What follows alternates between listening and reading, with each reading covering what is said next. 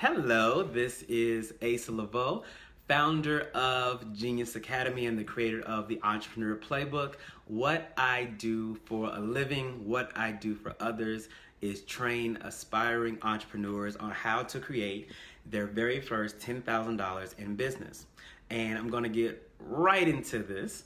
So my title for this is Can White Coaches Actually Train or Actually Coach Black Entrepreneurs?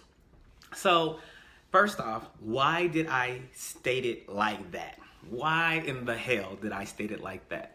Well, for instance, African American women are the #1 growing entrepreneurial group in the United States currently. So yes, African American women are the #1 group of up-and-coming entrepreneurs. So I'm very, very clear about that. If Mexican Americans or Asian Americans were the #1 growing number of entrepreneurs, it's highly likely I would talk about that. However, that's not true right now. And so that's why I'm talking about it. And I'm also talking about it because in the entrepreneurial coaching space, the majority of the highly regarded personnel are of European descent. That's just a reality. That's not a fallacy. That's not something I made up. That's real. And another reason why I want to bring this up is because in coaching spaces, entrepreneurial spaces, sometimes we like to overlook things like race or culture or sexual preference, gender fluidity, and try to act like it's all on the same playing field and that money being green is the only color that counts, and that's a fuck no. By the way, I cuss. I cuss well. So that's a fuck no. That's not real. Take it from somebody who is Black and queer and is not looking for deliverance from either of those. So I understand that that's not always the case. And so I have no ideological utopian views. I just have reality. And so I'm really wanting to talk about this because it's something that exists. So first off, so let's just answer the question. Can white coaches actually coach Black entrepreneurs? And my answer is this. It depends. It depends. So I have been coached by white entrepreneurs and Black entrepreneurs. I have had remarkable experiences in my life by way of white coaches and Black coaches. I have had some really gut-wrenching, hurtful things that I have experienced from white coaches and Black coaches. So let's just be clear about that. So this goes out, I'm going to talk to Black entrepreneurs first, and then I'm going to talk to white coaches second. Black entrepreneurs, the reason why I'm going to talk to you first because you have the money. You have the spending dollars. It's not a secret. It's totally not a secret that in America, African Americans have the #1 buying power, period. #1 buying power actually exists within the African American community as well. So you combine that with African American women being the #1, the highest trend of new entrepreneurs by group and by classification. Also, that African American women being on the run of being the newly highly educated. When you combine those three things, that's real. So buying power, intellectual power, very real. So if you are getting in considering a white coach, I'm asking you to consider, first off, I want you to consider that #1, they really can't help you. Not every white coach is a racist. Regardless of what you may think, regardless of even something that you may have heard, and even a story that somebody may have to tell you, all white coaches are not the devil. All white coaches aren't racist. All white coaches just want to take your money and don't believe in who you are. That's just not real for every single white coach. Also, I want you to consider what they've done and how they talk. So what do I mean by what they've done? What they've done. So past successes are real. Testimonials are real. A lot of times you can tell if a white coach has an issue with working with minority clients by the lack of them being there, because there's a reason why minorities may not be attracted to them, if that's just a possibility. So I want you to look at that and think about that seriously. If you are having questions during this live, please feel free to answer. Please feel free to ask a particular thing. I've been around coaches consistently since 2012. Since 2012, I have been around coaches of European descent and African descent, and there is not one over the other as far as success. There are the success rate that a black coach can give you, a white coach can.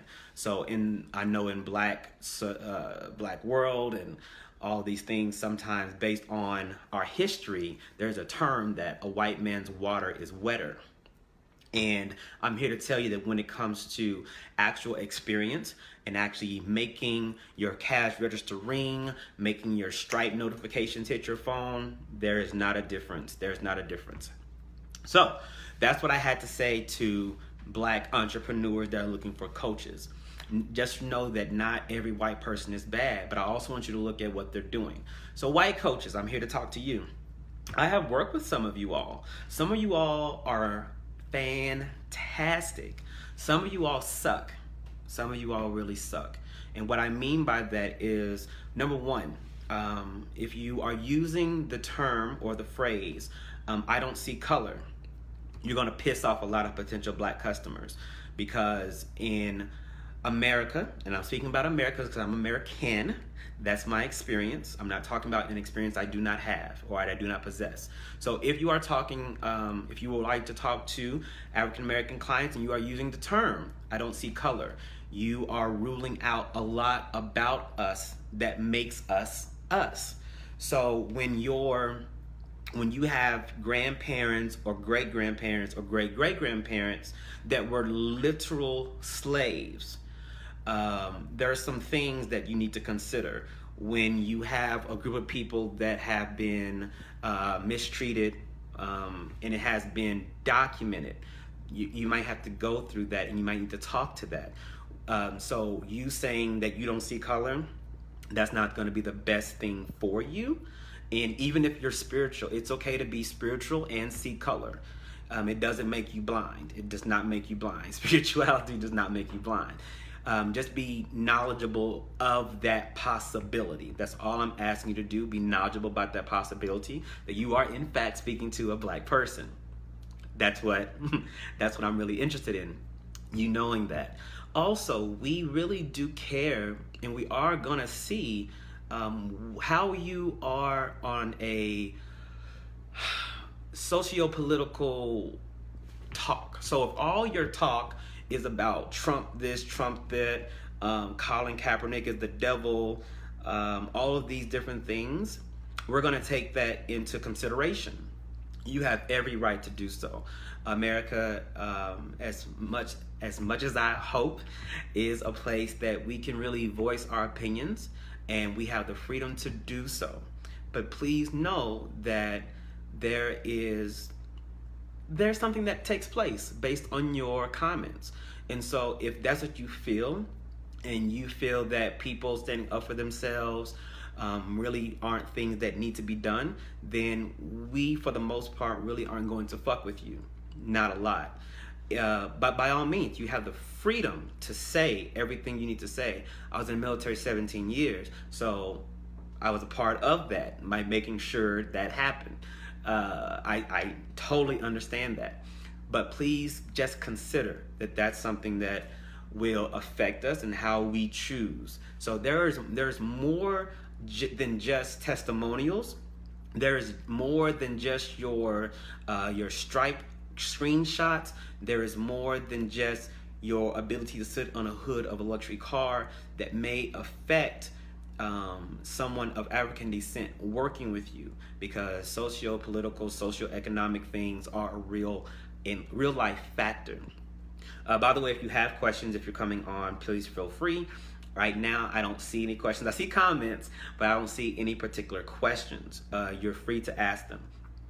So if you are a white coach, please know that one way to really go after or attract us is to include us. So, and I've been in, like I said, I've been in entrepreneurial spaces for a few years, and one of the things that I see is that sometimes you have, events like summits or teleconferences or events, and there is not a black face anywhere. Now, of course, if you have a group of people that have had to fight their way through a lot of things, if we feel like that thing is for us, just that thing is for us, we're gonna come to it, unless there are consistent stories of us not being included. But I will say it takes a little bit of us for us to really trust that you are for us. So please consider that in your marketing as well. So for instance, so even if you do great on the marketing, even the event itself can really cause us to step back or not come again. I went to an event. How can I say this without giving? I went to an event in Southern California. I can say that without bringing too much attention to that event. I went to an event in Southern California. Their marketing was very inclusive. However, when I got to the event, and people know me, I am a social ass butterfly. Like, I'm an extrovert. I really am. I can put myself into many different situations. But when I got there, it was very cliquish. And a lot of times, because of that, the people that were already in that particular brand or following that brand, that clique looked like all white. And with a lot of things going on in America, I didn't always feel a warm invitation to break into that. So that's what I mean. We don't always feel included. So I'm asking you, if you desire black dollars, if you desire black intellect, if you desire black souls to be with you, to partner with you, to do a better job at ensuring that you really are for us, you really are for everyone, and not to make it seem like your clique is based on cultural preference. Even if it's not, I'm asking you to go outside of your sphere or your ecosystem per se, and actually find people that don't look like you to talk about what you do. That would help. So again, I don't see any particular questions or any real comments, but I just want to make sure that I brought it up because it's something that I've talked about with other entrepreneurs. I've talked about this with white entrepreneurs. I've talked about this with black entrepreneurs. And even recently with a few days ago, someone denying working with me because I'm queer. So yes, a few days ago, somebody literally said that they would not do my podcast artwork because I'm queer. And so let's not pretend that the entrepreneurial space is in fact utopian or all accepting of all religions, creeds, sexual preferences, and genders. Let's just not be stupid about that, because it's just not real for all of us. And some of us have real life stories and real life experiences that are contrary to that idea. So I just wanted to bring that out. But yes, just like I stated before, I'm going to say it again as I'm ending, because some of you may have come in on the latter part. Can white coaches actually coach black entrepreneurs? Yes. And the caveat to that is it depends.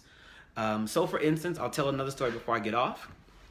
One of the things that some people may not consider is how you can approach Black customers. So when I'm telling somebody that I'm working with about what I intend to do or how I intend to approach a market of Black women or Black men, that coach that may be white may say to me, that won't work. And I'm like, it will work because I know us, and we culturally, we tend to do things differently. So for instance, you're not going to do well asking people questions in the morning if you haven't said good morning. That's not Southern, that's not Northern, that's Black. That's pretty Black. If you don't say good morning, you aren't going to do well talking to somebody one-on-one. Something else to consider is if you aren't consistent in your language for, if you're not consistent in your political language as far as your acceptance for people getting what they need as far as civil rights, activism, things like that, or at least allowing that to exist without tearing it down or having something different to say, you're gonna lose out. Definitely. Also, if you are somebody that's watching, you like, why does it always have to be about race? I'm tired of hearing about it. I'm gonna ask you, if you're tired of hearing about it, can you imagine living it? Can you imagine living it if it feels that that cumbersome to actually hear about it?